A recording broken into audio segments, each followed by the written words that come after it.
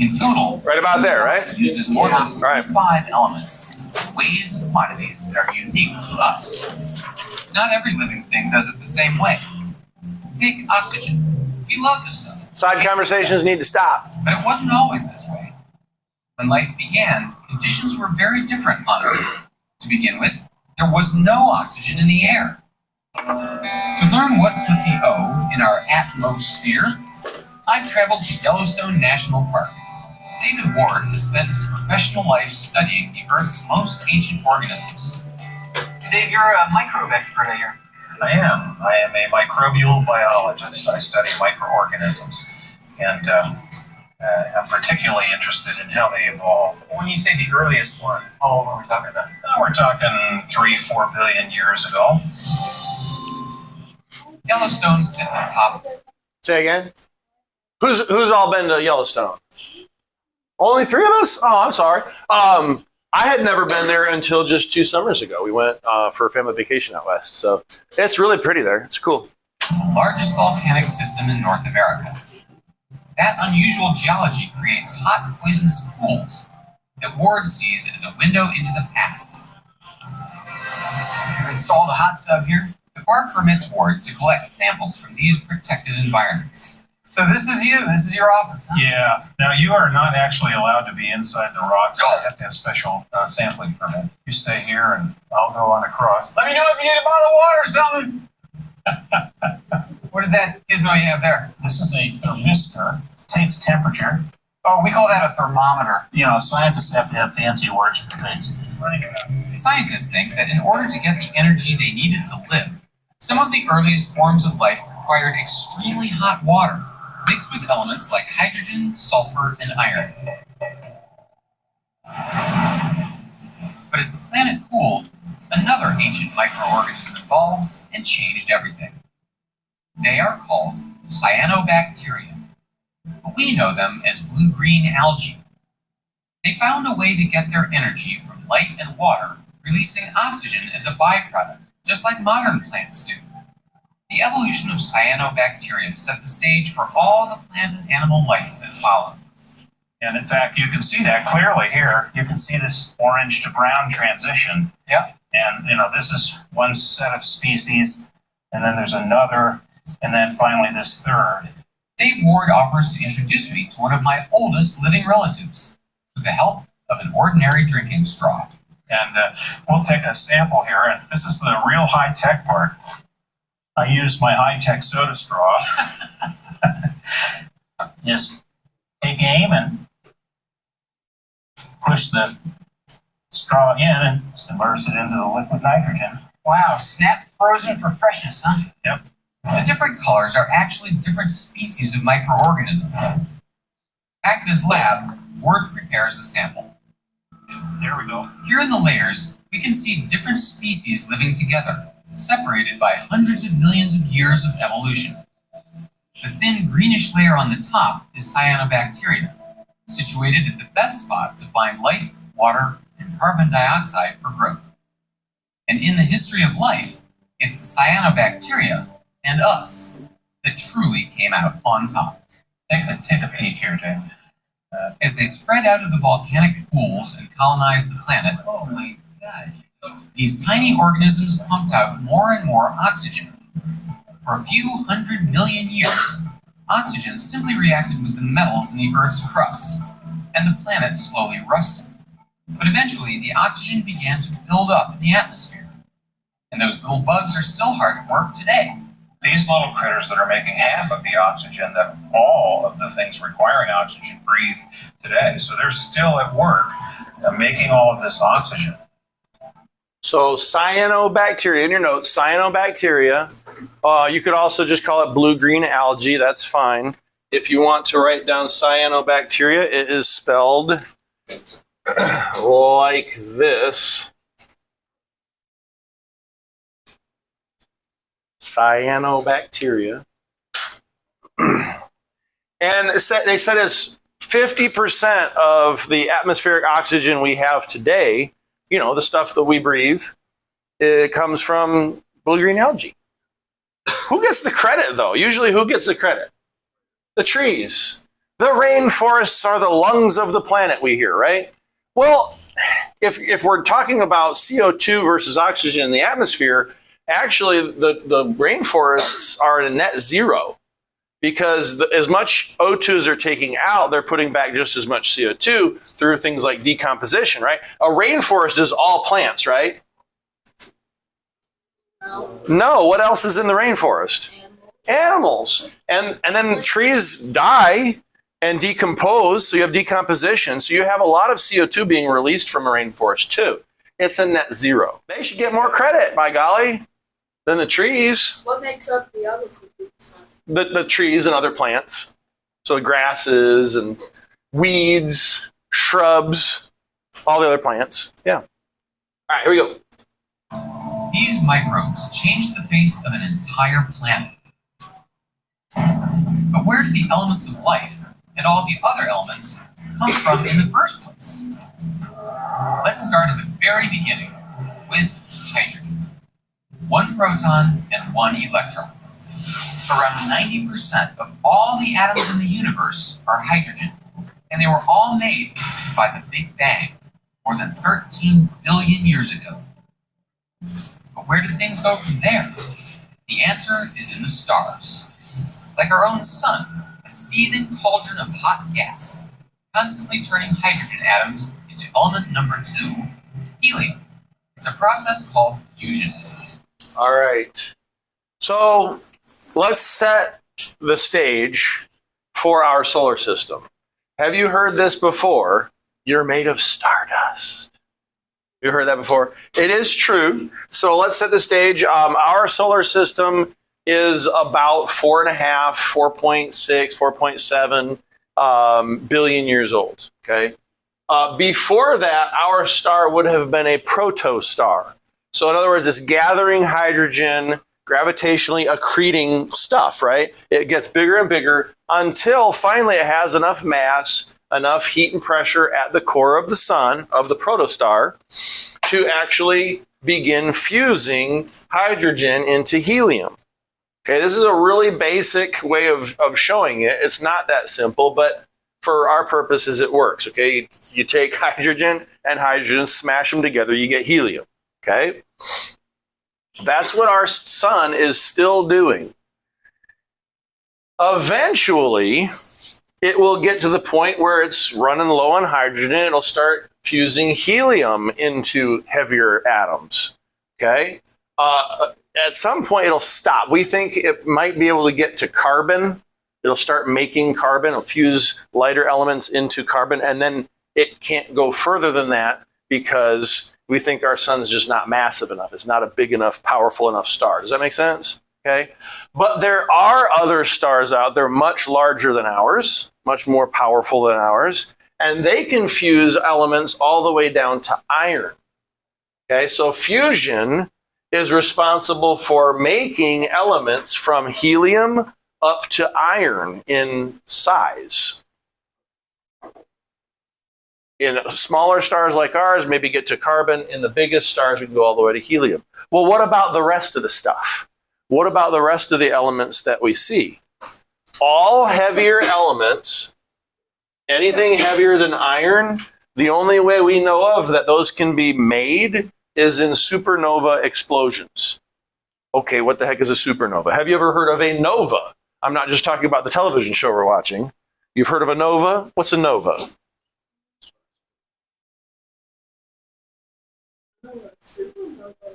Okay, so what's a supernova? It's when a star explodes at the end of its, like, air quote, life cycle. A nova is like a much less dramatic supernova. It's when the star gets older, it swells, right? Like ours is going to swell into a red giant. Have you heard that? And then it's not going to collapse violently. Okay, it's not going to explode violently. It kind of like the outer layers just drift off. Okay, so when it can't hold on to those outer layers anymore, they just drift off. So that's a nova. They can be very beautiful. They form nebulae. Nebulae would be plural, right? So who doesn't know what a nebula is? Anybody? It's okay if you don't know. I can define it for you. So a nebula, if you don't know it, put it in your notes. A nebula is a cloud of dust and gas in space. A nebula is a cloud of dust and gas in space. And they form, if it's not just hydrogen in the cloud, they form from previous generations of stars. So when they go nova, when stars go nova or supernova, what they leave behind is a debris field, basically. And that's a cloud of dust and gas. Okay. Within those clouds, you can have more concentrated areas start to form centers of gravity. So within a nebula, you can have one or numerous stars born out of the debris of previous generations. Does that make sense? Our solar system, we think, is born from a previous generation of a star, a big one. So the bigger the star, put that in your notes too, the bigger the star, the quicker it dies. So when we think of stars, we use the word life cycle. Are they actually alive? No, but not biologically, but we use that term to describe, okay, they're going through the process. So they accrete material and they turn into a protostar. And a protostar can actually emit light, but it'd be like glowing from just being very hot. The star is actually born, air quote again, when fusion begins, sure. Eventually they swell as they start fusing heavier and heavier elements into giants. And then they'll, if they're relatively small like ours, they'll go nova. If they're supermassive, they'll go supernova. And I like to think of a supernova like a crunch bang, which might sound like something you'd get from Taco Bell late at night when you got a craving, right? Can you imagine a commercial for Taco Bell? Come get the crunch bang. The crunch is gravity finally winning the battle. So as a star is going through its living period, it has a constant battle of the fusion energy, the energy from fusion pushing out, holding up the star, and gravity trying to collapse it down. When fusion stops, well, there's not enough energy going outward to hold the star up. So gravity then wins, and it crunches the star down. And that explosion is almost like a rebound effect. So you have all that material collapsing in on itself, and it hits a point where it can't collapse anymore, and there's a rebound, and that's an explosion. So a crunch bang. Does that kind of make sense? There's a couple of things that can happen with stars that go supernova. If they're on the lighter end, and they haven't nailed down a perfect line. Like, well, how massive does it have to be? They haven't nailed that down. There might not be a magic number where lower than this, it just stays a neutron star, or more than that, it becomes a what? Huh? A black hole. Okay. So the most massive, they go supernova, and they can collapse down into a singularity, a black hole. The ones that don't, they're a neutron star. And if you were to go there and take a tablespoon of material, it'd weigh several tons. I don't remember the exact number, but it's so dense, it's incredibly massive. So you want me to be completely honest with you? Other than understanding that if it gets too massive, gravity will basically implode space. So the material itself, if you have, let's say you had our sun, how much would you have to reduce it in size to make it more dense to get it to the point where it would become a black hole? People have run those numbers. Why and how is probably over my head, right? I'd have to go to school a lot longer and do a lot more hard math. I'm a 9th grade teacher, okay? But if you're interested in it, keep going, all right? Where were we? Crunch bang. All elements heavier than iron created during supernova explosions. We're looking pretty good. All right, here we go. And now, scientists at the National Ignition Facility in California are actually trying to recreate that solar process here on Earth. If they can make it practical, and that's a big if, it could unlock a new source of limitless, clean energy. So the world is going to be using more energy. Ed Moses is a physicist who's leading the effort. And his raw material is hydrogen, the smallest and the oldest element in the universe. Around 30 seconds after the Big Bang, all of that hydrogen appeared. From the Big Bang? From the Big Bang. It sort of has an infinite life. So when we drink a glass of water, are sampling the Big Bang.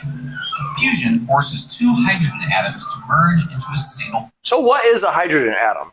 If you had the most basic hydrogen atom, what would it be? Isn't it a proton and a neutron? You don't even need the neutron. Oh. You don't have to have an electron. If you just have a proton by itself, by definition, it's a hydrogen atom. Okay? If it didn't have an electron, it would just be it'd be a positively charged hydrogen atom, wouldn't it be? It'd be an ion. But by definition, because it has one proton, that makes it hydrogen. Now, we'll often find it with one electron, or if it's bonded with something else, it might be sharing electrons, so it might appear to have two or whatever. But it doesn't have to have that. It also doesn't have to have a neutron. In fact, on average, most hydrogen atoms don't have neutrons. So if you're to look at the periodic table, you'll see the atomic number, the number of protons, is 1. What's the atomic mass? Is anybody close to it? Could you tell me? Yep. 1.00.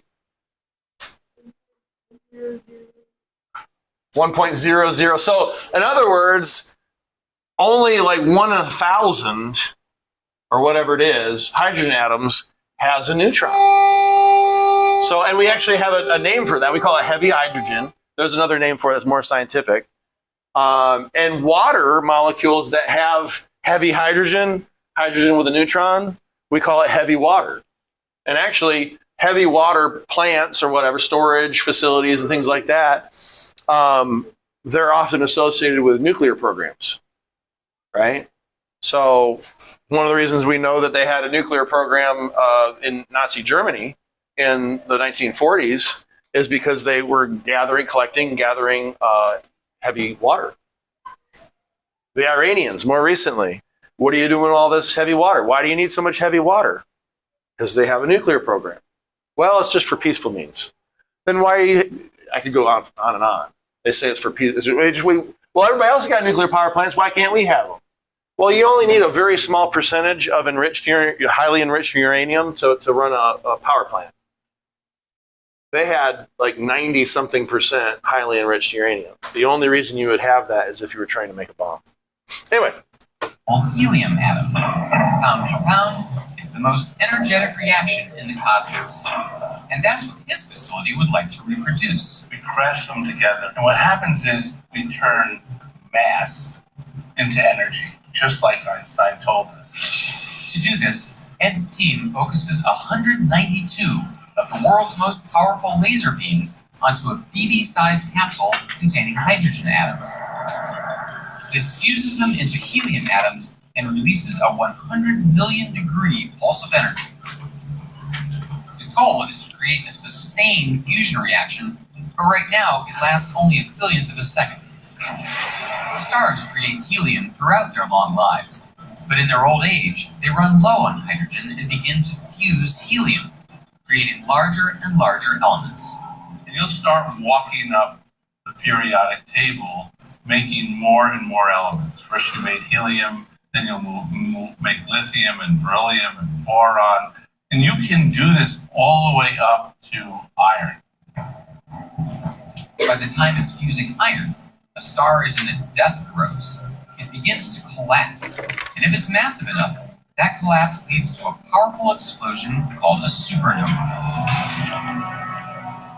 In that intense flash, the supernova creates elements heavier than iron, launching them all into the cosmos, creating the raw materials of planets and of life. And now we're using those raw materials to shape our civilization, with elements like silicon, 14 protons, 14 electrons, the second most abundant element in the Earth's rocky crust. A member of one of the smallest neighborhoods on the table, the semiconductors. When most people think of silicon, they think of computer chips and the information age, but its most familiar form is actually in this. For more than 5,000 years, silicon glass has brought light and beauty to our lives. Today, scientists are re-engineering this ancient material, atom by atom, here at Corning in upstate New York. You know, David, this place it sounds like a blacksmith shop, but actually it's a scientific laboratory. You're fiddling around with various combinations of elements. That's seeing right. What kind of glass comes out? They tell me it all starts with ordinary sand, which is made of a combination of silicon and oxygen. But sand is opaque, isn't it? It turns out it's much more glass-like than I thought. Under magnification, sand looks like little tiny glass jewels that are essentially transparent. So the light's coming from underneath these grains of sand and That's shining right. through. Yep. And you know, it shows that it's transparent. That is so weird. Melting sand and then allowing it to cool begins to turn it into glass. Feels like thick, heavy vinyl. Glass is surprisingly strong. It can withstand a lot of crushing force. But it's Anybody ever watched the movie Sweet Home Alabama? No? It's not a bad movie. It's like a romantic comedy, if you're into that sort of thing. But I don't know how accurate it is, but one of the parts that I thought was really cool in the movie is the male love interest in the movie. One of his like hobbies that turned into like really profitable. He'd go out to the beach and he'd pound these metal stakes into the sand before a lightning storm. And then some of those metal stakes would get hit by lightning and it would melt the sand at the base of it and it would make these cool shapes in glass. I don't know how accurate that is or if that is really a thing, but that's pretty cool. It was plausible at least, right? Because if you melt the sand, you get glass. I just thought it was kind of neat. If you've never seen that movie, it's probably PG-13, I think. Yeah. also very brittle. Is there any way to get around that weakness? What the scientists do is they can tailor the glass by adding other things other than the sand to engineer the properties that, they want to into the glass. Should I worry that my gloves are on fire? Changing the 5,000-year-old recipe for glass has led to a new form they call Gorilla Glass. And you can probably guess why they named it that. Something that we call a drop test. Glass is in a frame, like we have a piece of Gorilla Glass in this, and the ball is dropped from a height of 1 meter. How thick is this piece of glass? This is 0.7. I'll put this recording up on Not even a millimeter? Not even a millimeter. We're gonna drop on that tracker. 4 pounds on that? That's right.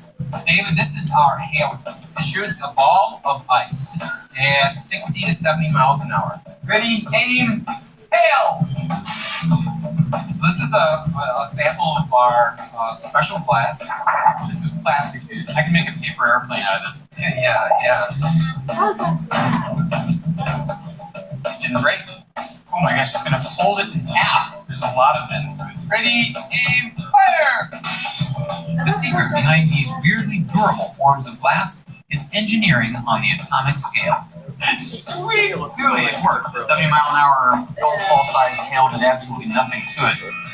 The glass makers learn how to precisely place minute amounts of metal atoms like sodium, potassium, and aluminum. So if it were plastic, you'd be seeing a whole lot of carbon.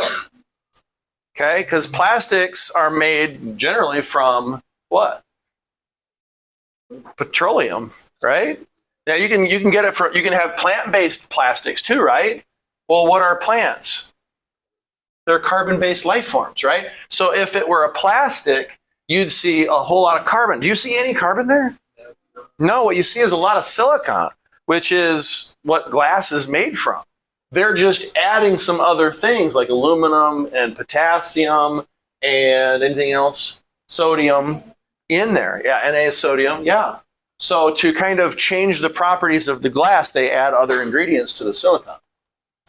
Among the silicon atoms. The result is hard, yet flexible, and scratch resistant. No. But is it really glass? You maintain that this is not, in fact, plastic. This is actually glass. Have you guys heard of plexiglass? Yeah. Plexiglass is plastic. So it's a clear plastic, a clear hard plastic. But that's different. because it's glass-like in some of its properties. It's hard, you can see through it, but it's not glass. Yet very strong. It'd be a glass And substitute. There's no such thing as an unbreakable glass. It is a glass. It is a glass. So there are limits. So strong. These days, we need It shatters. strong glass for lenses, fiber optics, and screens of all sizes. Hey, I'm on TV! But silicon's work is not yet done. Because underneath the glass, there's a lot more silicon in the guts of all those electronics. Silicon is the standard bearer of the semiconductors, materials that change from free-flowing conductors to non-flowing insulators when we simply zap them with an electric current. Switches made out of semiconductors made computers possible. But lately, when it comes to high tech, there's a new family on the block.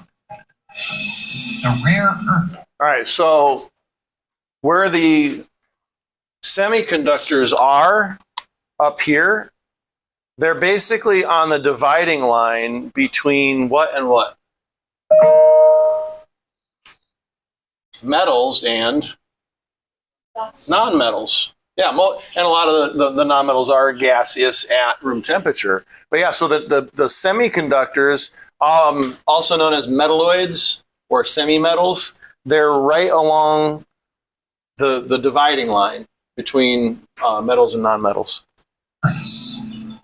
15 elements located near the bottom of the table. And in my job as a technology writer, there's one rare earth that interests me more than any other. Neodymium. It's the key ingredient in the world's strongest magnets. They're critical to computers, cell phones, hybrid cars, wind turbines, even tiny earbuds. Without neodymium, we'd be It's an sunk. electromagnetic So that property raises of the the question, element. We'll get into that a little if bit. they're in everything, how come they're called rare earths? The best place to find out is at the source. John Burba is the Chief Technology Officer at Molycorp.